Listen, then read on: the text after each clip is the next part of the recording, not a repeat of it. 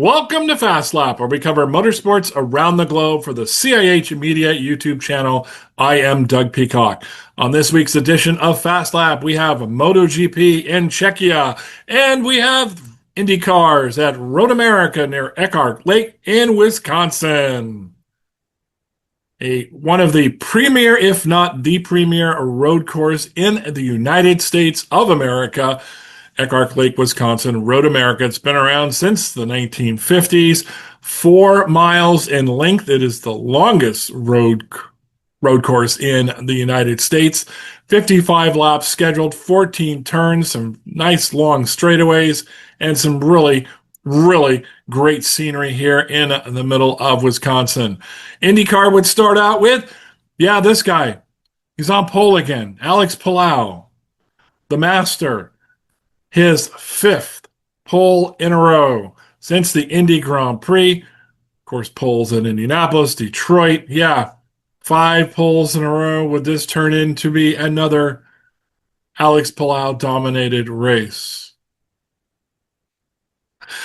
On to the the qualifying results. See Palou on pole, Malukas there in second, Marcus Armstrong and Felix Rosenqvist. The Meyer-Shank boys on a roll since the Indianapolis 500 there in third and fourth. Marcus Ericsson, after his fine second place there at Gateway, qualified 5th for Andretti. Then we have Scott McLaughlin, second of the Penske's, because David Malukas was there in second. Mr. Second all the time, it seems like, is Mr. Malukas. Would that continue the rest of the weekend? Santino Ferrucci qualified 7th. Nolan Siegel there for Arrow McLaren. Then Kai Collette and Pato Ward round out the top 10. You can see Will Power for Andretti Global next to his good friend Scott Dixon. And these two, a while back at this track, had a tay-to-tay. They're actually reasonably good friends, but Power went off on Scott Dixon, and he had the right to, because it was Dixie's fault. It was a qualifying thing, and Dixie made a huge mistake, took out Will Power and destroyed both of their cars. But not this weekend. That was a while back. So they do have some history. It's funny that they're starting next to one another. Christian Lundgaard, 13th. Remember that name.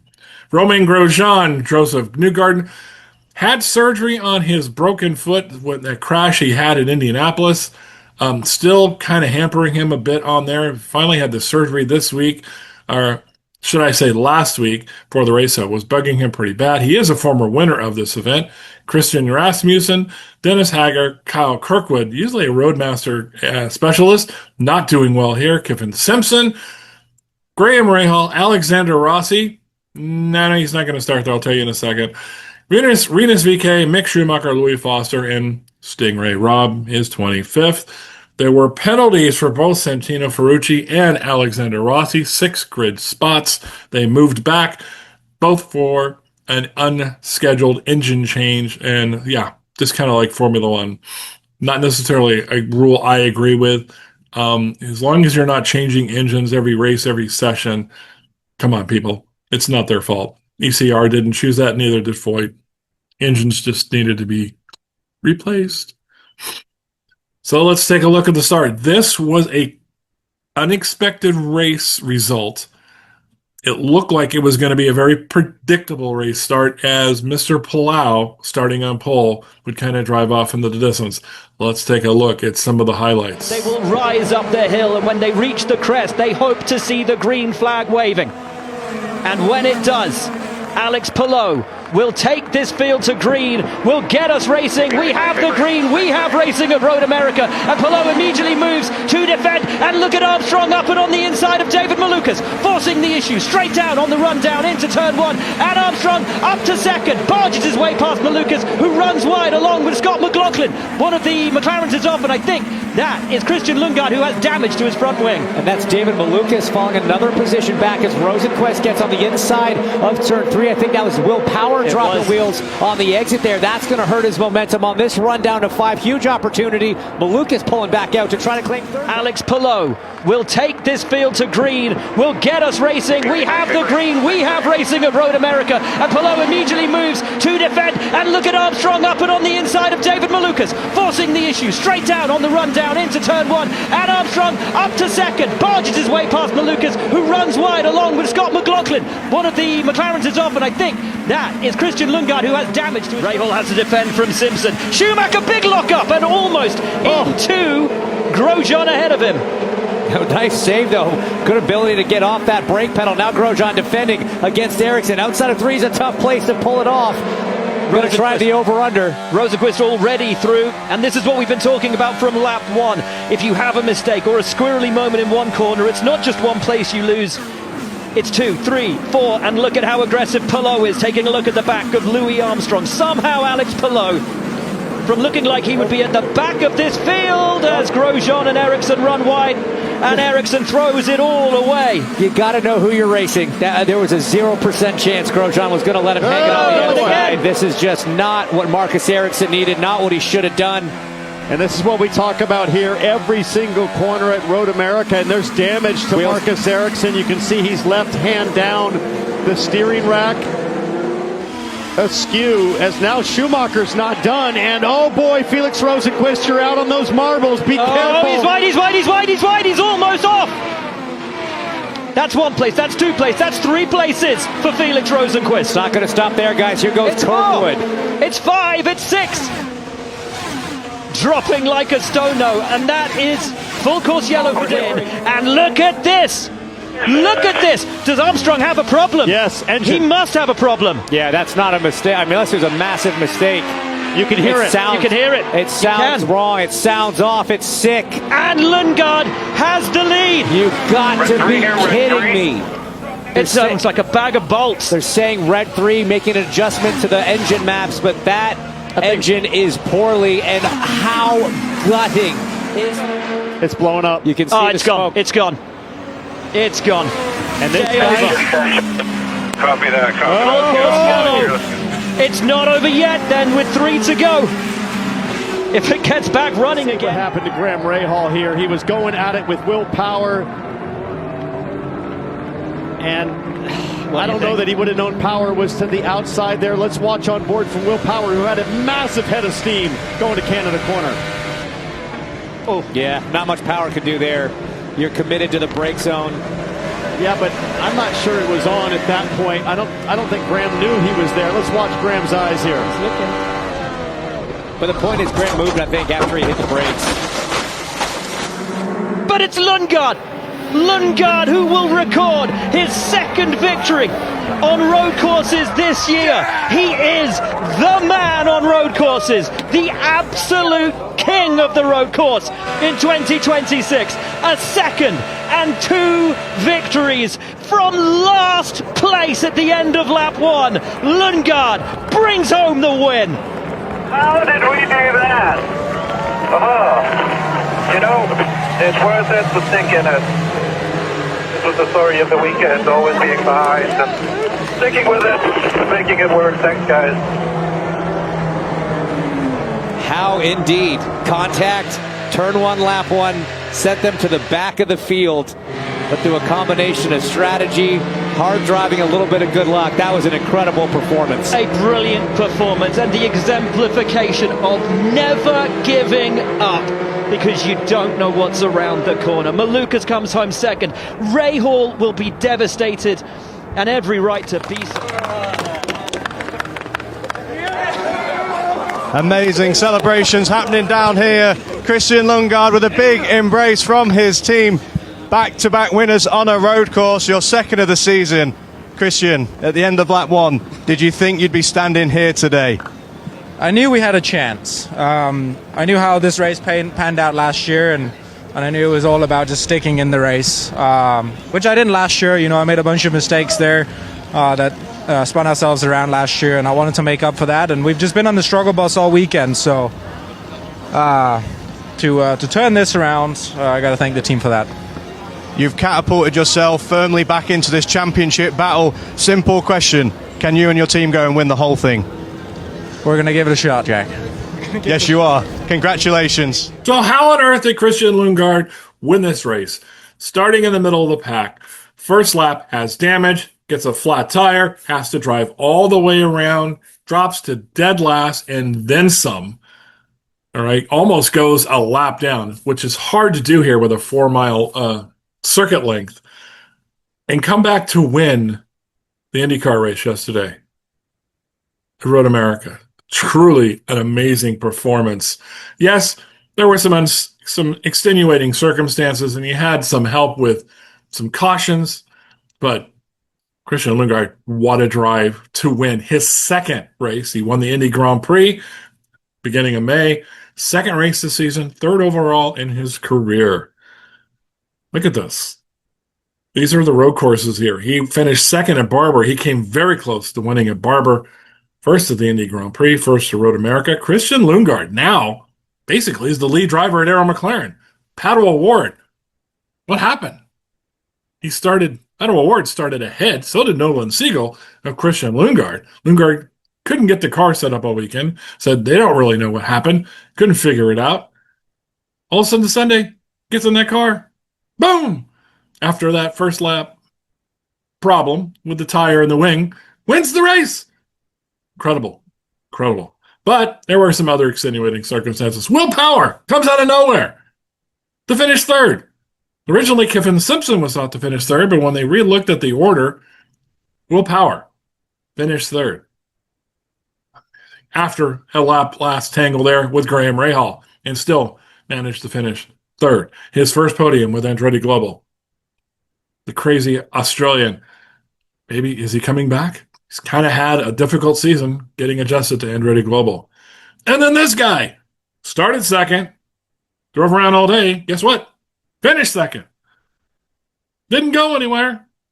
Christian Lundgaard goes to the back, comes back and wins. Will Power started in the mid, finishes third.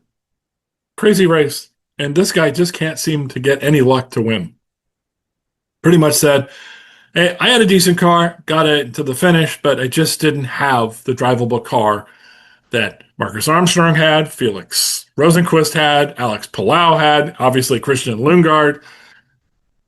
But hey, still points for David Malukas, and still the lead points man in the standings and results this year for Penske, other than Josef Newgarden winning the race that he won at Phoenix. Crazy. This guy, you got to feel sorry for Marcus Armstrong. Had that win, would have been his. We would have been talking about Marcus Armstrong. Wow, great to see him get his first win. And that's what everybody was looking at. The commentators are certainly looking at that, Buxton and Hinch and our good friend Townsend Bell. But yeah, just the engine let go.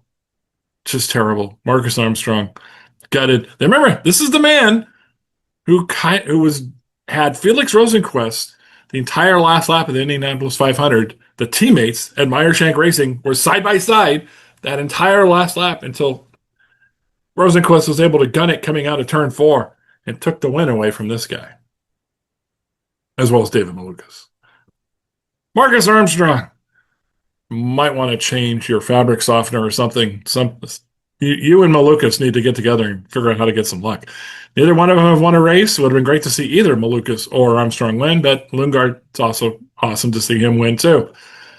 Well, let's look at the results. You got Lundgaard, Malukas, and Power. That was your podium.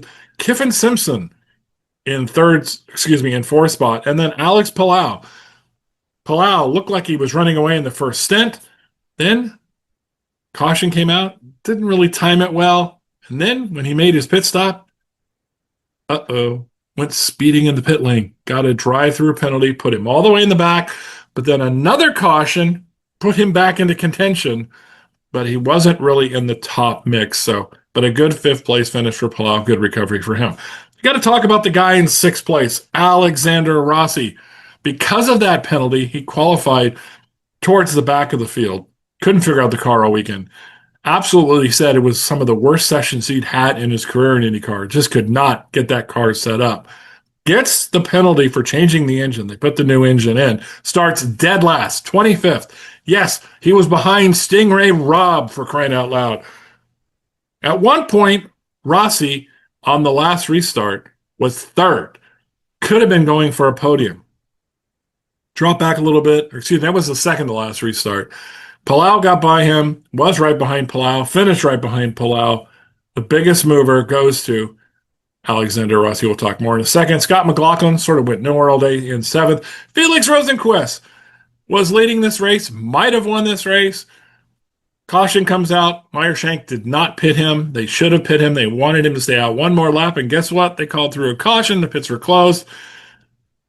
Yeah, that put him towards the back, but he did manage a top 10 finish. Santino Ferrucci also fought back from his grid penalty to 9th. And Kyle Kirkwood kind of went nowhere. Andretti Global Will Power found some pace in the car, but Kirkwood just wasn't his track here.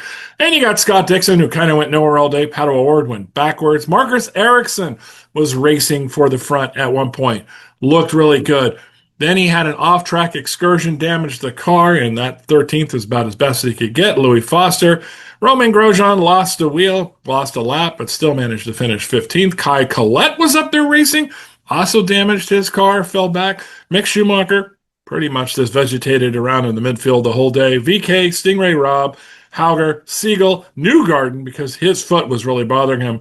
Rahal went out on the last lap. You saw that highlight. Then, of course, Armstrong's engine and Christian Rasmussen had a problem and came to the stop on the front straightaway, which threw out one of those cautions that kind of changed the aspects of this whole race. Crazy, crazy, crazy. Alexander Rossi, the biggest mover, absolutely felt it was one of the best races of his career to drive from a car that suddenly gained performance after he changed that engine. Maybe it had a lot to do with it. By the way, his teammate Christian Rasmussen had a hybrid problem, which completely shuts off the car, and they thought they had fixed that by reducing the power IndyCar did. Still a problem. The hybrids are still a problem for IndyCar.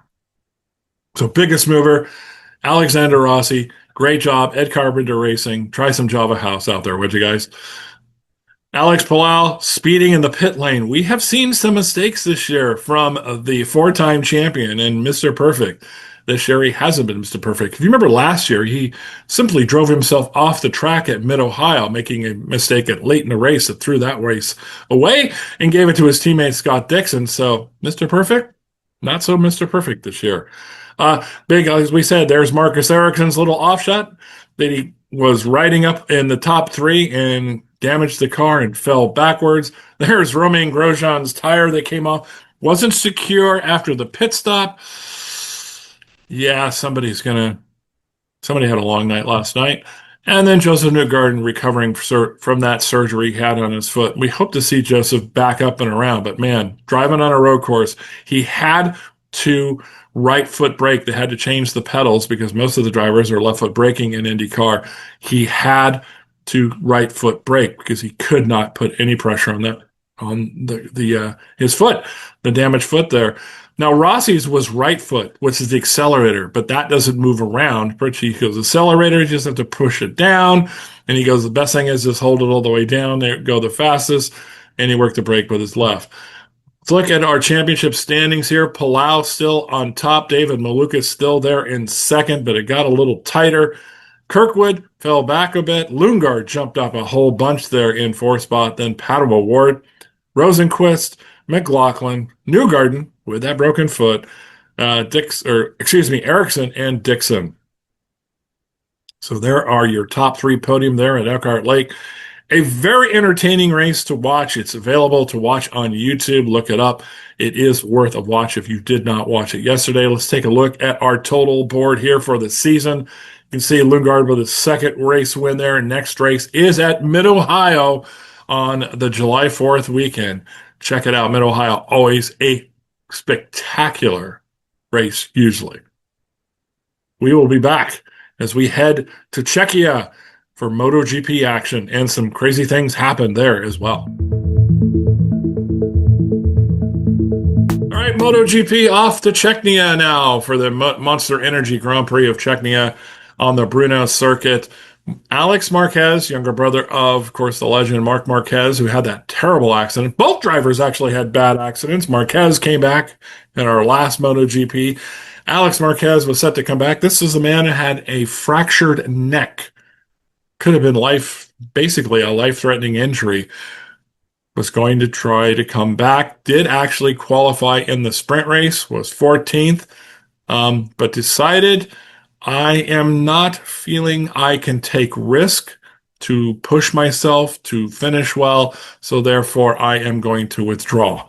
So Alex Marquez we'll say we'll try it another day. There is another Moto Grand Prix coming up this weekend in the Netherlands. We'll see if Alex is back for that race. The sprint runner was Francisco Bagnelli. For him, here's our top 9. You got Bagnelli. Ayagura, who started on the pole. He was first pole in MotoGP 1.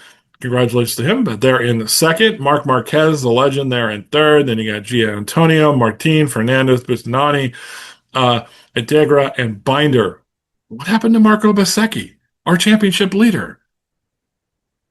Well, he fell off the bike, or should we say lost the edge on the bike, and he laid it down. Bike went off during the sprint race. Lost points. He was probably going to be out of the points for the sprint race. Kind of a mistake. But as he ran over to his bike and the marshals were trying to pick up his bike, they were messing with the throttle, and the throttle kind of was stuck on, and he sort of slapped one of them in the face. Kind of like, I think, trying to push them out of the way or trying to tell them, leave my bike alone, let me have it, get away. Yeah. This slap in the face, and he took kind of a swing at another one later on when he got the bike back up. Got him suspended for Sunday's race. Ow. So not only did he lose points there in the sprint race for laying the bike down, he's not even going to be able to compete on Sunday. Kind of a harsh penalty, in my opinion. Probably should have been a big fine to make it hurt his wallet. And of course, an apology to the marshal. Here, I have some video to show you of what didn't happen. Hang on.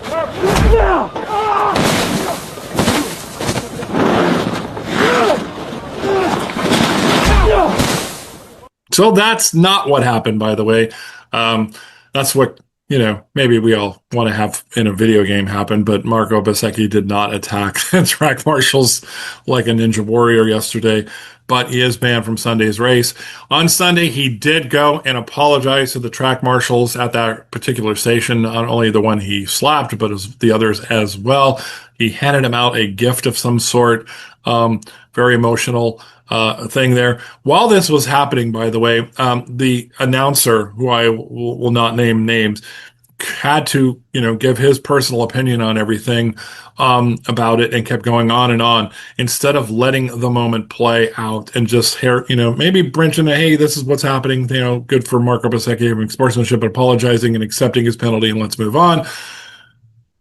But sports announcers need to learn to let the moment play out and shut the hell up. Period. Every once in a while, they talk too much. Formula One, probably the worst. I cannot stand David Croft on the world feed for Formula One. Alex Jakes is getting on my nerves now, too. You need to let the video play. This is commentary now, obviously. You don't need to hear your opinions, your facts, blah, blah, blah, on every single thing. Now, this is a podcast. I get to do that here. This is what we get to do. If I just sit here and went like this, it shows you pictures, you go, what the hell am I watching this for? Here I am giving my opinion. Let the moment play out. I used to love when Formula One was on speed. Yes, I'm showing my age. Back over a decade ago. And Bob Varsha was doing the announcing along with David Hobbs and Steve Matchett, all right, who aren't that long ago from Formula One here in the United States, announcing. And Varsha would always do this thing at the start of the race called Pump Up the Volume, and they would simply let you watch the start of the Grand Prix without any commentary, unless something spectacularly crazy happened, like a big wreck or something. But even then, sometimes they wouldn't comment. And they sometimes would give you laps during the race with no commentary. The late Bob Jenkins, NASCAR and IndyCar announcer for ESPN and ABC, also used to do that. They used to shut down and just simply let you watch the race. A lot of the times when I'm watching Formula One race, I turn down the volume because it's just, I don't need constant yada da da da da da. All right. It's great to get information, yes, about the undercuts and all that. But once that's happening and the race is kind of playing out and there's no pit stops unless anything's going on, I don't need da da da da da da da da. And I don't think a lot of you do either. I hope you guys don't, because let's just let the race play out. I really noticed this when I was watching the video of Bezzecchi apologizing to the track marshals. This guy just kept going on and on and on. Probably said 6 times about slapping the guy in the face. He hit the marshal in the face. That's unacceptable. You can't hit a marshal in the face. It's unacceptable. And he just kept going on and on and on. Enough.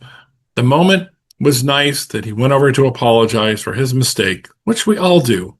And I'm sure Mr. Announcer Guy has made mistakes in his career as well, and his personal life. Let it play out. That's enough of my commentary. Marco Bezzecchi did release a public statement. He goes, I'd like to apologize to the entire MotoGP community for my behavior towards the trackside marshals. I'm also sorry because I know how much effort and sacrifice marshals make to ensure our safety. The behavior shouldn't have happened, and there was no justification for it. I apologize to everyone in Aprilia Racing and all my fans. By the way, most track marshals don't get paid. If you're an SEC track marshal, an SCCA track marshal here working IndyCar events, IMSA events, NASCAR events usually, they don't get paid. It is a volunteer position. So yeah, they're out there because they love racing, and it's awesome to do. So treat them nicely, folks. All right, first pole. Let's talk about Ayagura's first pole position in MotoGP 1. This young rider is going to be a force to reckon with. Needs to work on his racecraft a little bit. Seems to fade away. Qualifies very well, but seems to fade a bit during the race. But yeah, Ayagura, good job, buddy. And the starting grid for the big race, minus Marco Bezzecchi and Alex Marquez. Ayagura there on pole. Gianantonio there in second. Marquez of Mark variety there in fourth. You can see the rest of the suspects in MotoGP 1. And you see John Mir is the only rider who decided to go with a soft rear tire. Would it work for him? The winner, Marc Marquez, the legend, taking advantage of Marco Bezzecchi not being there. Moving up in the point standings. Let's look at the top 10 here. Marquez, Agura started on pole, did finish second. Bagnaia there in third. Di Gianantonio there in fourth. Mir with that soft rear tire there in fifth. Then Aldeguerra, Fernandez, Marini, Martin, and Bustamante there in 10th. Your top 10. Not finishing, as you can see some of the other non-points finishers here. Acosta for Yamaha, Rins for Yamaha, and Acosta for KTM. And Fabio Quartararo, former champion, out early with his bucket of bolts Yamaha. Got to get off that bike, buddy. Magnolia's podium moves him into some great company there with Italian riders. To Agostini, of course, one of the greats of all time, probably the Fangio, really, of MotoGP racing. And, of course, Valentino Rossi, the legend himself, the Michael Schumacher of MotoGP. Actually, really good friends with Michael Schumacher at one point, 199 podiums. So, hey, Magnoli, he's up there. The championship standings, as we can see, Bezzecchi, I'm going to zoom that in a little bit. Bezzecchi went nowhere, stays on 180 points. Martin there in only 8 points back. Then Di Gianantonio there in third, but Marc Marquez coming fast. There he is in fourth, 40 points behind. Mark my words, that is nothing for Marc Marquez with as many MotoGPs as we still have. And Alex Marquez, you can see there in 10th with 67. So a great weekend there for the great Marc Marquez. Another Spanish victory for the Spanish rider. And our next race, next MotoGP, is in the Netherlands this weekend coming up. And we'll be back with some other odds and ends here on Fast Lap. We don't normally talk about NASCAR here on Fast Lap unless something extraordinary happened. And yesterday, something extraordinary happened. NASCAR raced on North Island, a Navy base down in San Diego, across the Coronado Bridge. Yeah. And then this happened. Tacked it off the wall in turn one. Big crash here on the restart.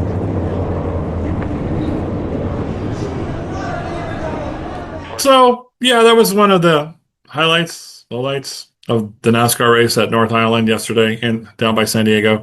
By the way, that is the USS Carl Vinson, one of our premier nuclear aircraft carriers that is stationed there in San Diego. And that's where the broadcast team set up in the tower. Pretty crazy that the government, the military, the Navy would let all this happen. How much money did they make off this? It was a sellout crowd, by the way. Don't know how many people it attended. Yeah, pretty cool. I guess they're going to do it again. I'm not sure. Is it a one-off? The IndyCar race is going to be in Washington, D.C. this year in August. It's supposed to only be a one-off race, only for the 250th anniversary of the United States. But yeah. And Corey Heim won the race. Congratulations to him, number 67 there. Take a look at the top 10. Something we don't normally do in NASCAR. We did at Daytona this year. It was kind of an exciting race. Bubba Wallace there in second. Kyle Larson in third. Zane Smith. You got AJ Allmendinger, Chris Boucher, Ross Chastain, Riley Herbst, Ryan Blaney, and Michael McDowell are your top 10. And look who set fastest lap, because that's who we want to talk about. Evan Magnussen, K-Mag. Formula One, great, now racing in Wick, also races in IMSA. Had a nice, fun time with Noah Gragson. Our man, K-Mag, who remember his fabulous quotes a few years back with the great Nico Hulkenberg. Something about my gonads. Yeah. Anyways, Kevin had another tay-to-tay. My advice after seeing the video of the tay-to-tay between Magnussen and Gragson was, Gragson, stop driving like my old grandmother. Because K-Mag was trying to find a way by you, and you were definitely holding him up.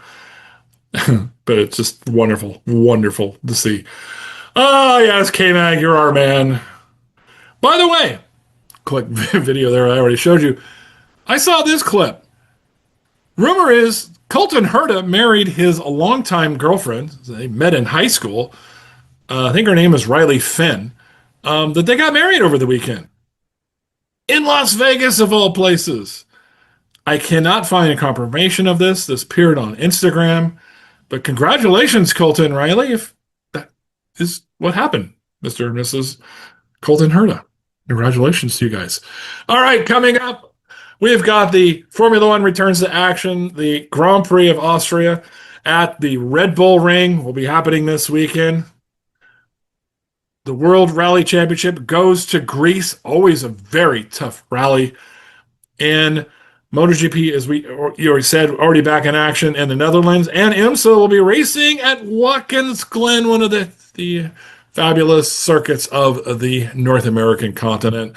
That will do it for this edition of Fast Lap. My name is Doug Peacock for the CAH Motorsports channel, covering motorsports around the globe. Thank you so much for watching our episode. We will be back next week with another episode of Fast Lap. Until next time, bye-bye, everyone.